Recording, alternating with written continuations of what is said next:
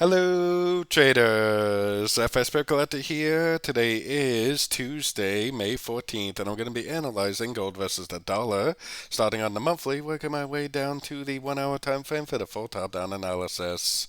So on gold versus the dollar, I still think there's a very good likelihood that they were in a wave 3 since the end of this correction right here. I think this is very clearly a 1, a 2, and I think we're still in a wave 3.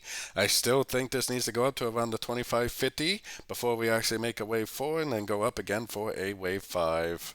So taking it down to the weekly time frame. On the weekly time frame, I kind of suspect that we might be in a wave 4 of wave 3. I think this is a 1, I think this is a 2, and I think we're in a wave 3. Then I think this is subdivision 1, subdivision 2, subdivision 3, probably in a wave 4, which I think potentially will end up looking like that, and then probably up to that $2,500 area to finish off this wave 5 of wave 3. This trend that we're looking at is only a trend for the wave 3, I believe. So heading down to the daily time frame.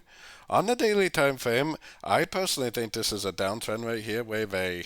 I think we're probably in some sort of an A, B, C, or B, and then I think possibly this is going to go down again for a C, so an A, B, C of wave 4, then probably back up again for a wave 5. And I do think that wave 5 is likely to go up to around the 161.8, right around the $2,500 area. So taking it right down to the 4 hour time frame. On the 4 hour time frame, it kind of looks like it is already over. It kind of looks like the wave B is already complete. Looks like a 1, 2, 3, 4, and 5 of A. Looks like 1, 2, 3 waves up. Now, a few people in my membership do think that this is potentially going to go up one more time, which I honestly wouldn't be surprised if it did.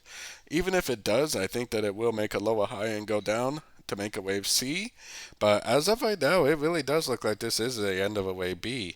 If that is the end of a wave B, then this move up would be a correction to this move down, and that would end the correction and continue the downtrend, probably already in that wave C. So taking it down to the 1 hour time frame. On the 1 hour time frame, you really have to notice that this is almost a perfect 5 waves right here. This is probably likely to be a wave A or wave 1. If this up here really is a wave B, then this has to be a wave 1. Then I would expect that this right here would be a correction to that move down, which would probably be a wave B or a wave 2. Just like I was saying, if this is a wave B, then this has to be a wave 1 and a wave 2. Then on the third wave down, if it goes down, makes a nice 5 waves down, bounces from a fib level, breaks structure, that's what's going to tell me it's a wave C, and that's what's going to turn me back into a buyer. On the other hand, if it goes down and just bounces from fib levels, doesn't break structure, continues to make lower lows, lower highs, then you'll know that you're in a wave 3. So the best strategy right now, I believe, is to try to go short at the end of this wave B or 2, or potentially scalp some longs for the wave B or 2. Then as you short, you can learn and earn at the same time, whether you're looking at a wave C or whether you're looking at a wave 3.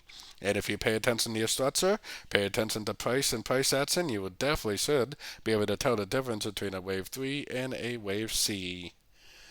So don't forget to join my free Discord group, which is linked down here in the corner. And don't forget to check out my membership program that gives you access to my live daily trading sessions.